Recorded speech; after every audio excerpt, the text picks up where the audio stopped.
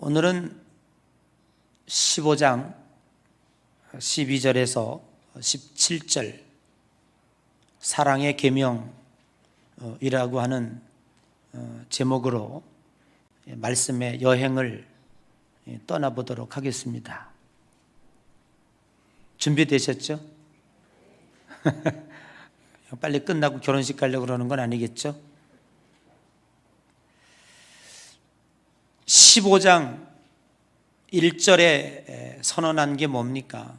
나는 참 포도나무요 내 아버지는 농부라 라고 하는 어마어마한 선언을 하셨습니다. 이제 그 대명제의 숙제가 한꺼풀 벗겨지면서 결론에 도달하는 것 같습니다. 정리해 보면 예수님은 참 포도나무이고 신자는 그 가지다. 가지가 포도나무에 붙어 있지 않으면 어떠한 열매도 맺지 못한다라고 말씀하고 있습니다. 반면에 가지가 포도나무에 붙어 있으면 물론 당연한 농사의 원리겠습니다마는 많은 열매를 맺는다라고 설명하고 있습니다. 신자는 예수님께 붙어 있어야 삽니다. 아멘. 신자는 포도나무이신 예수님께 붙어 있으면 많은 열매를 맺습니다. 그러니까 신자의 싸움은 내가 무엇을 하느냐의 싸움이 아니고 신자의 싸움은 포도나무에 어떻게 하면 잘 붙어 있느냐의 싸움인 것입니다. 그런데 이 붙어 있느냐라고 하는 이 의미를 예수님은 이렇게 설명하고 있습니다. 사람이 내 안에 거하지 아니하면 가지처럼 밖에 버리고 마르나니 내 안에 거하라. 예수님 안에 거하라 라고 하는 말씀으로 이끌어 가십니다. 그러니까 신자의 싸움은 행위의 싸움이 아니라 친밀도의 싸움인 것입니다. 저 사람은 내 안에 있어 라고 하는 말은 뭐냐면 저 사람은 나하고 매우 친해 그런 뜻입니다. 친한 사람이 마음속에 들어오게 되고 서로 마음과 마음을 연결하게 되는 것이죠. 그런 문제는 여기에 있습니다. 어떻게 하면 주님과 친하게 지낼 수 있을까? 그러니까 우리 신앙생활의 싸움은 내가 무엇을 얼마나 하느냐의 싸움이 아니고 어떻게 하면 하나님과 친해질 수 있느냐 이 싸움이라는 거잖아요. 여러분 하나님과 친해지시기 바랍니다. 하나님과 미움과의 관계가 되지 말고 하나님과 친한 관계가 되셔야 됩니다. 그러면 수지 맞아요. 우리 옆 사람 인사합시다. 하나님과 친하게 지냅시다. 꼭 하나님 싫어하는 짓만 하는 사람이 있어요. 하나님 미워하는 짓만 하는 사람이 있어요. 그래 놓고도 급할 땐 또 기도해요. 근데 제가 신앙생활 해보니까 하나님하고 친하게 지내면은요 기도 안 해도 성령님이 말할 수 없는 탄식으로 기도해 주시고 기도 안 해도 다 들어주시더라고요. 수지 맞는 거거든요. 하나님과 이제 친하게 지내는 싸움이라는 건 정의가 내려졌죠. 그러면 하나님과 친하게 지내려면 어떻게 하느냐? 계속해서 우리가 이 추상적인 단어 하나님과 친해져야지. 근데 하나님과 친해지려면 어떻게 해야 되느냐라고 하는 얘기를 예수님은 계속 전개해 나가고 계시는 거예요. 그러면서 뭐라고 얘기하냐면 내 사랑 안에 거하라 라고 하시면서 우리가 지난주에 말씀이 뭡니까? 내 계명을 지켜라. 내가 아버지의 계명을 지켜 그의 사랑 안에 거하는 것 같이 너희도 내 계명을 지키면 내 사랑 안에 거하리라 라고 말씀하고 있습니다. 율법을 폐하고 은혜의 자리에 들게 하기 위해서 예수님이 이 땅에 오셨다고 하는 이 복음의 기본 취지였습니다. 그럼에도 불구하고 예수님은 계명이라고 하는 것을 강조하고 계명을 꺼내서 앞으로 주어로 삼으시고 계명을 지키라고 우리들에게 명하고 있는 것입니다. 그러면 왜 주님께서 이렇게 계명을 강조하셨을까?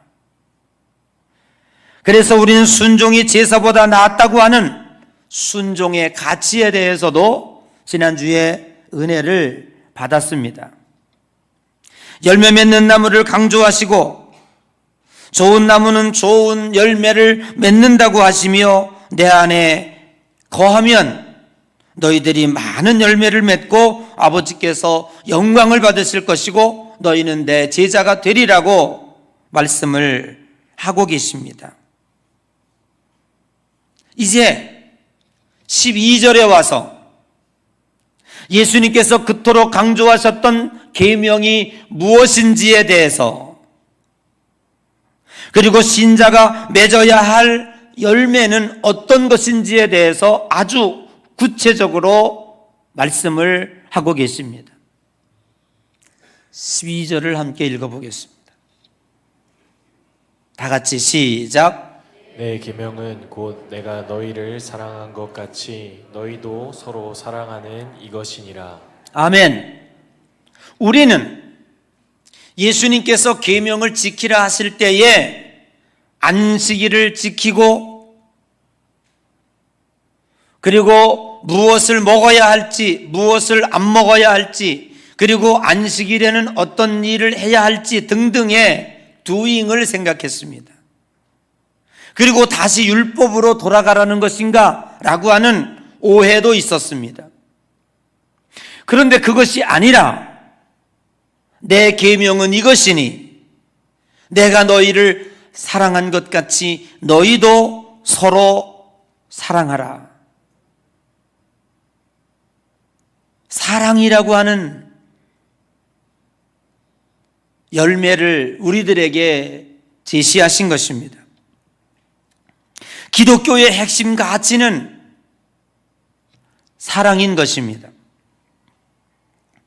십자가가 상징하는 것 또한 사랑입니다.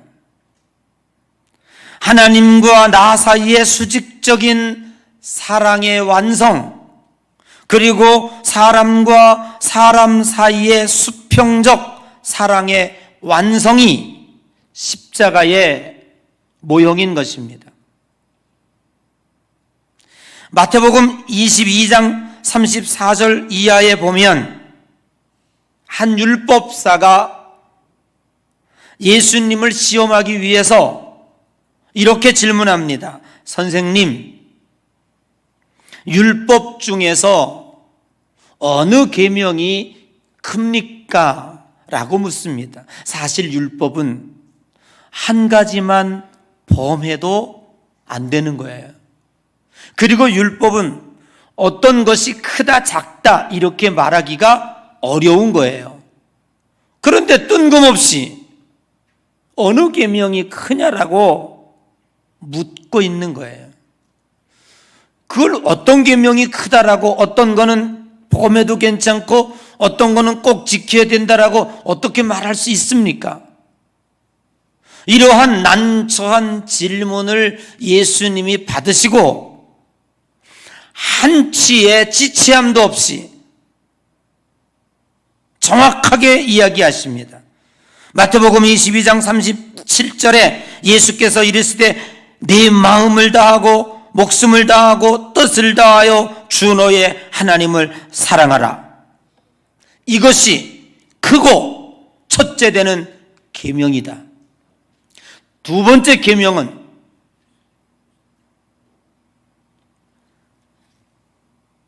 네 이웃을 네 자신같이 사랑하라 하셨으니 이것이 두 번째 계명이다라고 말하고 있습니다. 그러니까 율법을 통 틀어서 딱 두 가지로 얘기하고 있는 거예요. 첫째는 하나님을 사랑하고 그리고 이웃을 네 몸처럼 사랑하라는 것입니다. 여러분, 기독교는 다른 종교와 다릅니다. 신과 나와의 관계만 강조하여 옆에 누가 있으면 부정탄다 생각하고 혹시 옆에 누가 있으면 내가 드리는 불공의 지장을 받을까 하여 혼자 산에 올라가서 아무도 없는 데서 혹 그가 당신이 믿는 신 앞에서 불공을 드릴 때 누가 옆에서 함께하는 것을 꺼려하는 이유는 그런 이유일 것입니다. 그러니까 다른 종교는 그냥 신하고만 친하게 지내면 돼요. 신하고한테만 싹싹 빌면 돼요. 그런데 기독교는 그렇지 않습니다. 하나님과의 관계도 100점을 맞아야 하고 그리고는 이웃과의 관계, 사람과의 관계도 100점을 맞아야 돼요. 그래야 저 십자가는 완성이 되는 것이고 여러분의 신앙은 평균 100점의 점수를 맞을 수 있는 겁니다.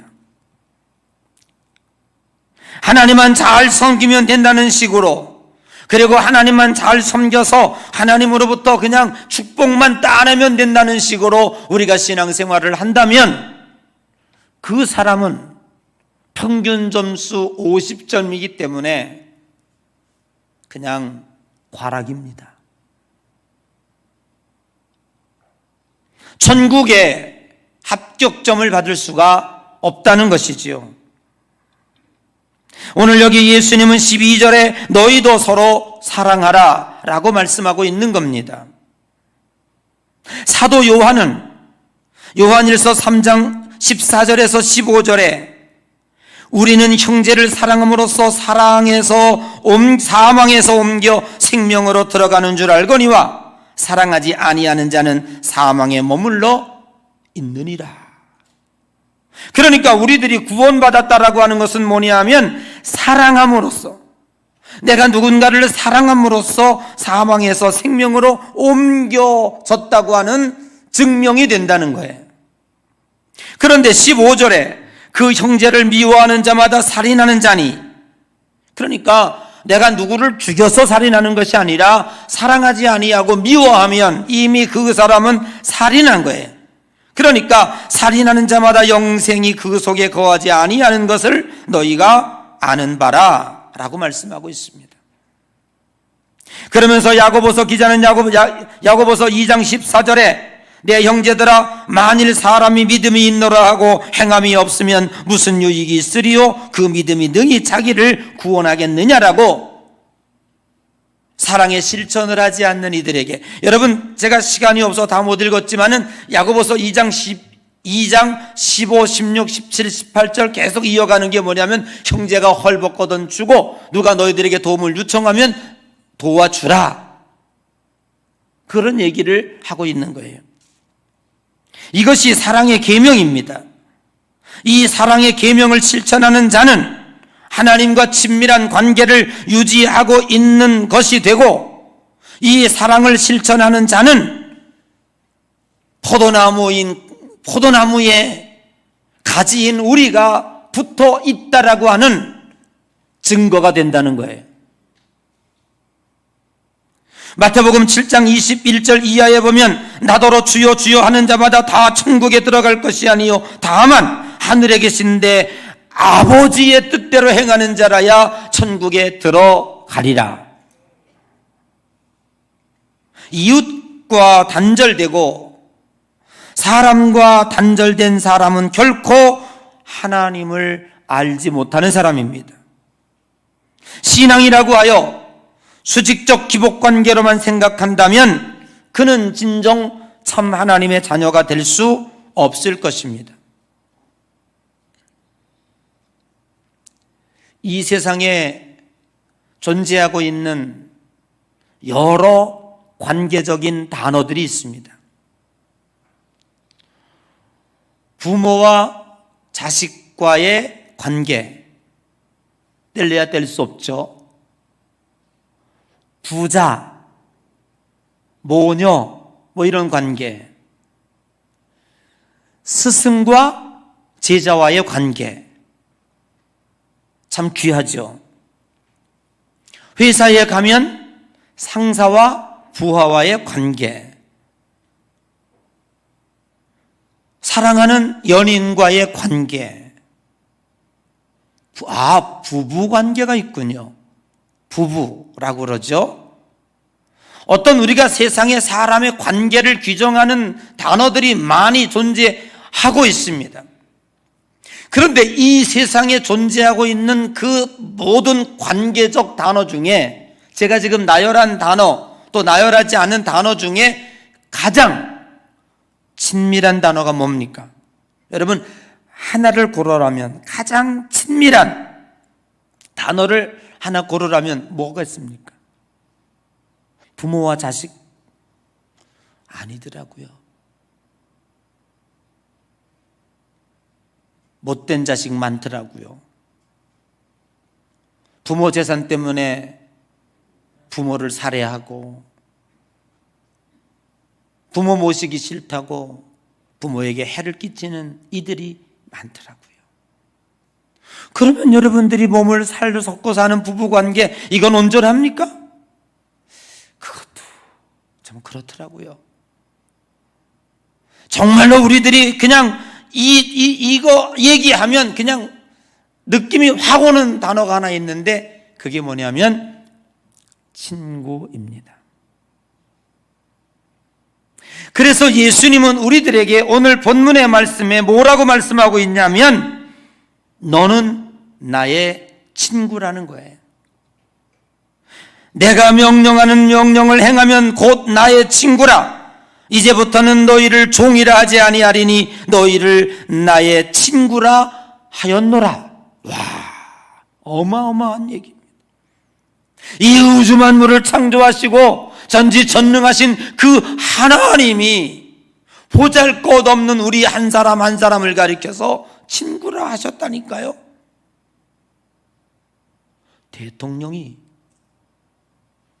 여러분을 나의 친구야, 만일 그런다면 여러분들의 어깨가 얼마나 으쓱하겠습니까?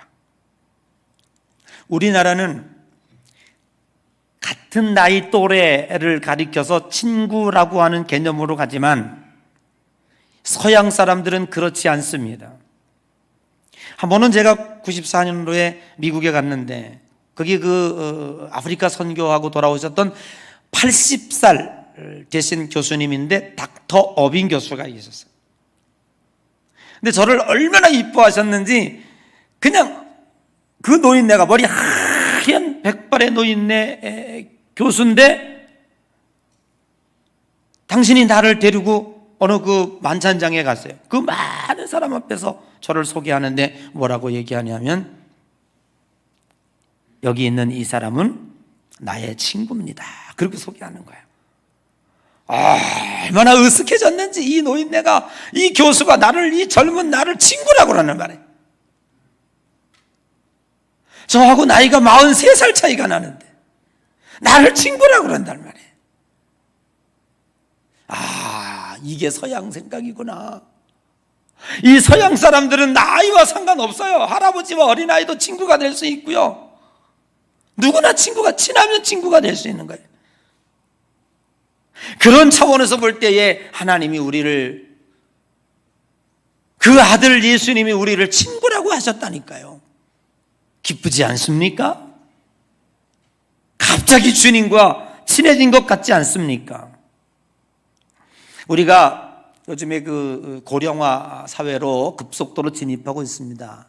우리나라가. 그래서 요즘에 그 회자되는 키워드가 노후 준비라고 하는 거예요.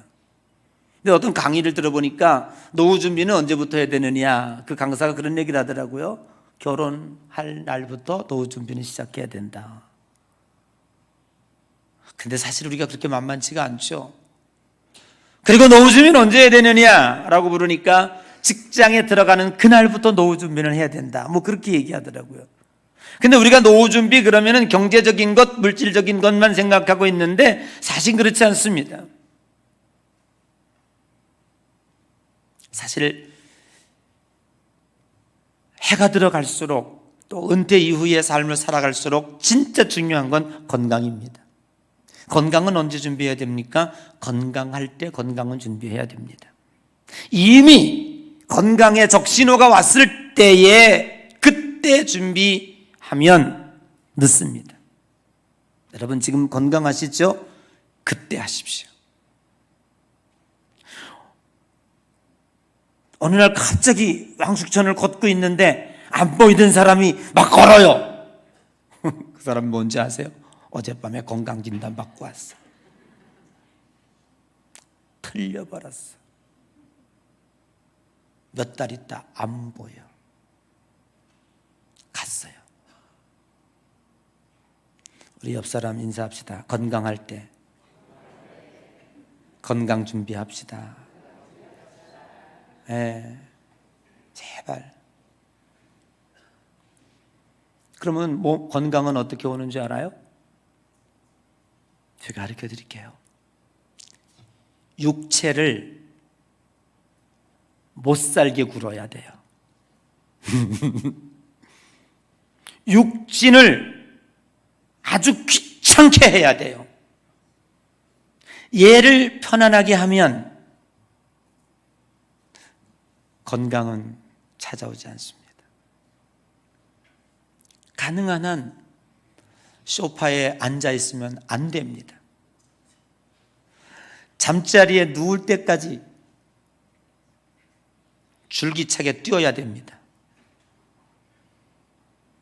그래야 건강이 옵니다. 그러니까 이 나이 먹어서 진짜 중요한 건 건강이죠. 건강을 잃으면 다 잃는 겁니다. 진짜 노년에 필요한 것 또 하나가 있습니다. 사람이 필요하는데 꼭 필요한 게 사랑이라고 합니다. 자식을 사랑하고 부모를 사랑하고 이웃을 사랑하고 사랑해야 할 배우자가 있고, 저희 장모님 장인어른 보시니까 그렇게 건강하시고 해병대 출신 우리 장인어른께서 장모님 돌아가시니까요 2년을 못 버티시더라고요. 딱 2년 만에 급속도로 건강이 떨어지더라고요. 여러분 사랑할 사람이 옆에 있다는 거 감사하시기를 바랍니다. 많이 사랑하시고. 다행히도 우리는 이 세상은 사랑하다가 금방 헤어질 수도 있고 떨어질 수도 있습니다. 금요일 날 점심 때 구리지방 감리사 지낸 분들이 이제 지방회를 준비하고 다음 감리사 누가 될 것이고 누구를 임원을 한번 소통하기 위해서 뭐 점심을 식사 이렇게 런치 스페셜을 이렇게 같이 이렇게 식사하는데 우리가 이제 쭉 우리 뭐 얘기하잖아요. 뭐 기독교 사랑에 대한 얘기하고 우리 하는데 옆에 서빙하는 그 아주머니가 듣더니 그렇죠. 사랑은 영원하지요. 그러면서 숟가락 하나 얹더라고요. 말을 섰더라고요. 그래서 우리가 예, 사랑은 영원합니다. 그랬더니 맞습니다. 사랑은 영원하지요. 다만 파트너가 바뀔 뿐입니다. 그러는 거예요. 그래서 아니 갑자기 훅 지르고 들어오니까 우리 목사님들이 기겁을 하고 이거 어떻게 대답을 해줘야 될지 놀란 적이 있습니다. 그러나 우리들에게는 영원히 바뀌지 않을 대상 하나님이 계십니다. 그분을 마음껏 사랑할 수 있고 죽기 직전까지 내 생명을 다하여 나의 삶을 다하여 주 그 하나님을 사랑할 수 있다고 하는 것은 얼마나 큰 축복인지 알 수 없습니다. 여러분, 신앙생활 하더라도 정말 헌심을 다해서 우리 주님과 마치 연애하듯이 주님을 사랑해 보십시오. 여러분의 삶이 윤택해지고 여러분의 삶이 참 재미있을 거예요. 저는 요즘에 기도할 때 뭘 달라고 기도하지 않아요. 어제도 잠자리 들기 전에 조용히 묵상하며 기도하면서 주님 사랑합니다. 이 밤도 주님 사랑하면서 잠들게 해주시고, 제가 요즘에 수면 체크를 좀 하는데요. 수면 점수를 좀, 핸드폰이 참 귀하더라고요. 이 워치를 차고 자면요, 점수가 나와요. 70점 이상을 올리는 게 제 꿈인데, 나이 먹으니까 선잠을 자나 몰라요. 자꾸 깨. 그래서 그거 다 나타나요. 제가 62에서 한 67 정도, 이렇게 69 이렇게까지는 올라가 봤는데 70이 한 점을 못 맞겠더라고요. 근데 제 나이 또래 평균 점수가 40점이래요. 그러니까 늙으면 잠을 못 자요. 근데 저는 그 비해서 잠을 잘 자는데, 하나님께 그렇게 기도하고, 하나님 사랑하다가, 주님 사랑하다가 잠들게 해달라고 그렇게 기도하고 주님을 사랑하고 있어요. 주님 사랑합니다라는 고백을 많이 해요. 여러분들도 주님 많이 사랑하시기를 주님의 이름으로 축복합니다. 그리고는 또 일이라고 그러더라고요. 노후에 필요한 건 일이 있어야 된다. 은퇴 후에 할 수 있는 일이 준비되어 있다면 참 그 사람은 복을 받은 사람이 아닌가 하는 생각이 듭니다. 무엇보다 중요한 것이 있습니다. 건강도 중요하고 사랑도 중요하고 일도 중요하지만 노년에 진짜 괴로운 게 뭐냐는 줄 아세요? 외로움이랍니다. 고독이랍니다. 그래서 진짜 준비해야 될 게 뭐냐면 친구입니다. 깊은 우정을 나눌 수 있는 친구가 있다면, 아무 때나 만나자 그러면 달려와서 내 손을 잡아주고 함께 웃고 함께 울어줄 그 친구가 있다면 얼마나 행복하겠습니까? 그런데 주님은 우리를 가리켜서 너는 나의 친구라 하시니 우리는 얼마나 행복한 사람입니까? 사상가 함석헌 씨가 그 사람을 그대는 가졌는가라고 하는 시를 하나 썼습니다. 만리길 나서는 길, 처자를 내맡기며 마음 놓고 갈 만한 한 사람, 그 사람을 그대는 가졌는가? 온 세상 다 나를 버려 마음이 외로울 때에도 너뿐이야 하고 믿어주는 그 사람을 그대는 가졌는가? 탔던 배가 가라앉을 때 구명배를 서로 사양하며 너만은 제발 살아다오 할 그런 사람을 그대는 가졌는가? 불의의 사형장에서 다 죽어도 너희 세상 빛을 위해 저만은 살려두거라 일러줄 그런 사람 그대는 가졌는가? 잊지 못할 이 세상을 놓고 떠나려 할 때 저 하나 있으니 하며 빙긋이 웃고 눈을 감을 그 사람을 그대는 가졌는가? 온 세상의 찬성보다도 아니요 하고 가만히 머리 흔들 그 한 얼굴 생각에 알뜰한 유혹을 물리치게 되는 그 사람을 그대는 가졌는가? 그분이 우리 예수님이십니다. 사랑 때문에 모든 것을 내어주셨고, 사랑 때문에 친구 삼은 우리를 위해서 십자가의 형틀에 올라가셨습니다. 예수님은 우리를 친구라 하시며 너희는 나의 참 친구라 하는 증거를 두 가지로 보여주셨습니다. 첫째는 15절에 그 증거가 나타나 있습니다. 이제부터는 종이라 하지 아니하리니 종은 주인이 하는 것을 알지 못함이라. 너희를 친구라 하였노니 내가 내 아버지께 들은 것을 다 너희에게 알게 하였음이라. 무슨 내용입니까? 주님은 나를 친구라 마시셨고 네가 나의 친구이기 때문에 내가 아버지께 들은 비밀, 이 영적인 비밀, 하나님으로부터 드는 이 영적인 진리를 하나도 숨기지 아니하고 친구인 너에게 다 비밀을 이야기해 줬다는 거예요. 주님은 우리에게 깊은 비밀 모두 알려주셨습니다. 친구라 하며 깊은 마음을 모두 열어보이지 못한다면 진실한 친구라 할 수 없을 것입니다. 그래서 부모가 모르는 비밀을 친구는 알고 있습니다. 부모에게는 비밀을 얘기할 수 없어도 친한 친구에게는 비밀을 얘기할 수 있습니다.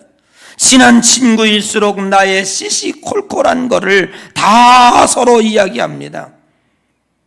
우리가 신앙생활하면서 아브라함이라고 하는 인물을 부러워합니다. 여러 가지 부러워하는 이유가 있지만은 야고보서 2장 23절에 이렇게 얘기하고 있습니다. 아브라함이 하나님을 믿으니 이것을 의로 여기셨다는 말씀이 이루어졌고 그는 하나님의 벗이라 칭함을 받았으니. 아멘. 벗은 뭐예요? 우리가 아브라함을 부러워하는 것은 그가 하나님을 믿음으로 복의 근원이 되고 가는 곳마다 형통하고 100세의 아들을 낳고 그것 다 중요한 게 아니라 하나님은 아브라함에게 너는 나의 벗이라 라고 하는 칭함을 받았다는 거예요. 친구, 장동건, 유호성 등등이 그 배우가 열연했던 영화 친구입니다. 다 내용은 기억이 나지 않지만 우리는 이 영화 가운데 문득 우리들에게 언제나 떠오르는 유명한 대사가 있습니다. 유호성이라고 하는 저기 나오는 험악스럽게 생긴 캐릭터에 언제나 너는 얼굴에 넌 깡패야. 이것도 유호성이가 내 설교 듣는 거 아닌가? 여러분 절대 듣지 말라고 그러십시오. 너는 그냥 말하지 않아도 깡패야 하는 그 얼굴에서 서로 이 네 명이 갈등을 일으킬 때 그 입에서 나온 한마디, 우리는 친구 아이가 여기에 다 용서가 들어있고 여기에 의리가 들어있고 여기에 이들의 관계가 다 녹아져 있어요. 우리 옆 사람 손잡고 한번 해볼까요? 부산 버전으로 한번 해봐. 시작. 우리 친구 아이가 뭐 해봐야 아멘. 이거 안돼 이 사투리는 안돼 안 돼요. 이게 사투리는 안 돼. 부산, 혹시 부산 출신 손 들어봐. 부산 말고 남자 부산 사나이 없어? 부산 사나이 한번 해봐요. 시작. 딱 나와.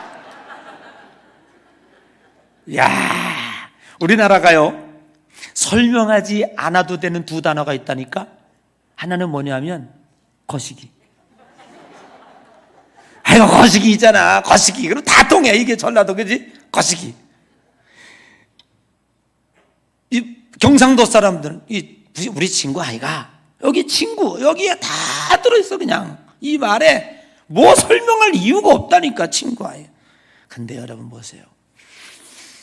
예수님이 이 땅에 오셔서 우리를 지금 접했다면 우리가 주님을 부끄러워 볼 수도 없고 감히 어떻게 주님을 어떻게 만날 수도 없고 주님을 어떻게 대할 수 있겠습니까? 우리의 지은 죄가 파노라마처럼 다 지나갑니다. 천국 문 앞에 갔어요. 부끄러운 얼굴이라 천국에 갈 수가 없어요. 주님이 우리를 안아주시면서 경상도 다 버전으로 우리 친구 아이가 들어와라 하시지 않겠습니까? 여러분, 그러므로 주님은 비밀을, 그 천국의 모든 비밀을 우리 친구인 우리들에게 아낌없이 말씀해 주셨을 뿐만 아니라 그분이 이야기하는 건 뭐냐면 십자가에 달려 죽으셨다고. 내가 친구가 친구를 위하여 목숨을 버리는 것보다 이보다 더 귀한 일이 없다고 하시며 죽으셨다는 사실이에요. 예수님은 원수를 위해서 목숨을 버린 게 아니에요. 십자가 지신 것이 아니에요. 예수님이 십자가에 지신 것은 친구를 위해서 죽으신 거예요. 주님은 우리를 친구로 삼아주시고 친구를 위해 하나밖에 없는 목숨을 버리셨습니다. 친구가 죄로 말미암아 지옥 형벌에 떨어지는 것을 차마 지켜볼 수 없어서 그 친구의 사랑 때문에 목숨을 버리시는 희생을 강수하셨습니다. 우리는 이 세상에 살면서 친구라는 명분 때문에 욕을 먹기도 하고 친구라는 명분 때문에 물질의 희생을 감수하기도 하는 것입니다. 사무엘상 18장 이하에 보면 다윗과 요나단의 깊은 우정이 나옵니다. 요나단은 사울 왕의 왕자였습니다. 다윗은 사울 왕의 정적이었습니다. 사울 왕이 다윗을 죽이려고 틈틈이 했을 때 그 친구 사울 왕의 왕좌 아들 요나단의 도움이 있어서 곧곧 살아나게 되었습니다. 급기야는 다윗이 사울 왕을 정복하고 왕이 되었습니다. 왕이 되는 첫날 그가 첫 번째 한 일이 뭔지 아십니까? 혹시 요나단의 자손이 살아있나 살펴봐라. 그 자식들을 모으고 그 자손들을 모아 왕이 먹는 식탁에 앉아서 평생도록 같이 먹도록 하고 그 가문을 돌봤다는 거. 왜요? 다윗의 요나단을 향한 우정입니다. 그래서 사무엘라 1장 26절에 다윗은 요나단을 향해서 이렇게 고백하고 있습니다. 내 형 요나단이여, 내가 그대를 애통함은 그대는 내게 심히 아름다움이라. 무슨 한 여인의 사랑하는 이들의 고백 같아요. 그대가 나를 사랑함이 기이하여 여인의 사랑보다 더하다라고 친구의 우정을 노래하고 있습니다. 그래서 우리는 예수 그리스도의 십자가의 희생, 그 십자가의 사랑으로 말미암아 찬송가 369장 1절에 이렇게 노래하지요. 죄짐 맡은 우리 구주 어찌 좋은 친구인지, 걱정 근심 무거운 짐 우리 주께 맡기세. 죄짐 맡은 우리 구주 어찌 좋은 친구인지, 걱정 근심 무거운 짐 우리 주께 맡기세. 나머지 집에 가서 부르세요. 자, 이제 결론으로 들어가 볼까요? 계명을 지키라.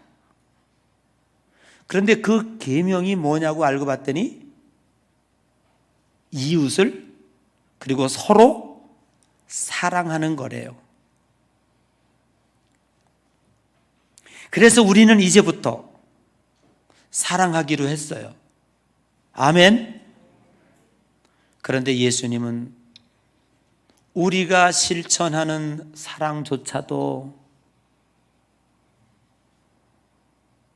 율법이 될까봐, 그 사랑을 실천함으로 자기 의를 자랑하고 교만함이 될까봐 16절을 언급하지 않을 수 없었습니다.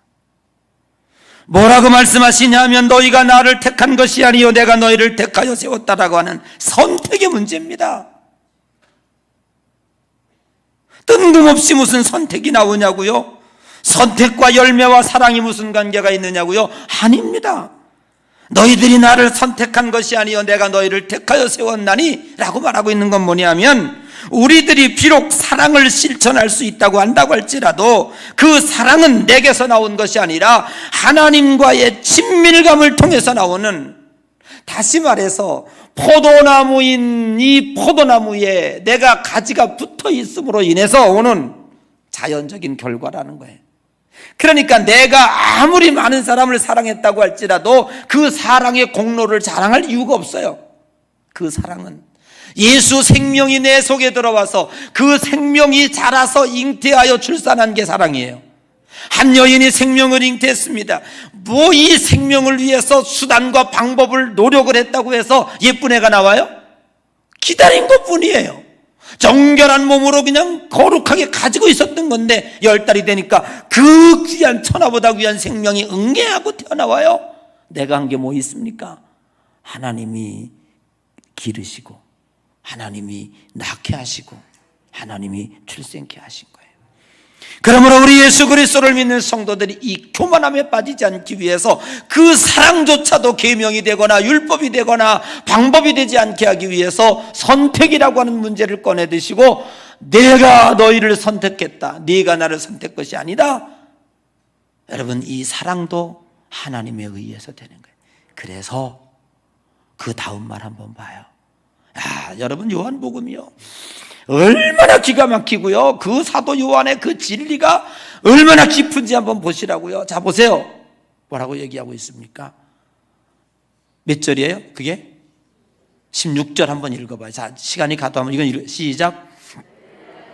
한 것이 아니요 내가 너희를 택하여 세웠나니 이는 너희로 가서 열매를 맺게 하고 또 너희 열매가 항상 있게 하여. 그만, 거기까지. 자, 그 다음은 너무 중요하기 때문에, 내가 너희들에게 이렇게 하는 것은, 자 보세요, 내 이름으로 무엇을 구하든지 다 받게 하려 함이라.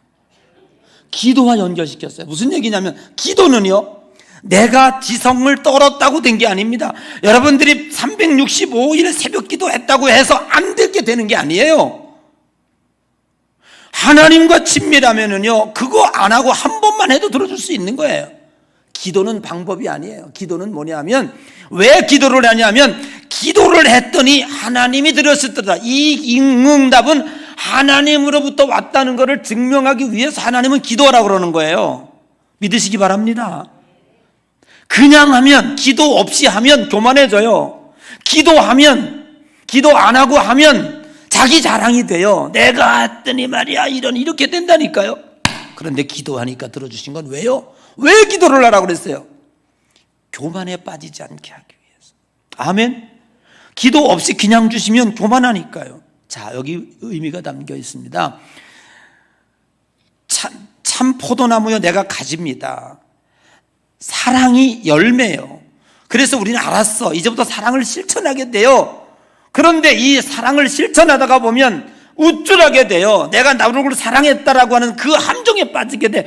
그것도 경계하고 계시는 거예요. 너희들이 나를 택한 것이 아니요 내가 너희를 택하여 세웠나니 너는 내 것이야. 그러면서 뭐라고 그러고 있어요? 기도해. 뭘 기도해요? 하나님, 나는 근본적으로 사랑을 할 수 없는 존재인데 주님, 나에게도 사랑의 은사를 주십시오. 사랑할 수 있게 해주십시오. 여러분, 누구에게 동전한 집 주는 거 이거 쉬운 거 아니에요. 그것도 기도하라는 거예요. 사랑의 마음을 갖고 던질 수 있도록, 사랑의 마음을 가져서 디르키어에게 돈 10,000원이라도 보낼 수 있도록 하게 하는 거, 그거 기도해달라는 거예요. 기도하면 그 마음 생깁니다. 그래서 그거를 했더니 사랑하는 것조차도 하나님 앞에 기도해서 기도로 이루어진 결과라고 믿으라는 거예요. 이것이 기독교 신앙인 줄로 믿으시기를 바랍니다. 사랑하는 성도 여러분, 이제 오늘 우리는 15장의 결론을 맺었습니다. 여러분, 그리스도의 사랑을 통해서 친구라 말씀하신 그 친구의 사랑이 이웃사랑으로 번져서, 그것도 교만함이 아니라 하나님과의 친근함으로 아름다운 열매를 많이 맺어서 우리가 하나님께 영광을 돌릴 뿐만 아니라 많은 사람들이 우리를 주님의 제자로 인정되어지는 아름다운 축복의 삶이 되시기를 주님의 이름으로 간절히 축복합니다.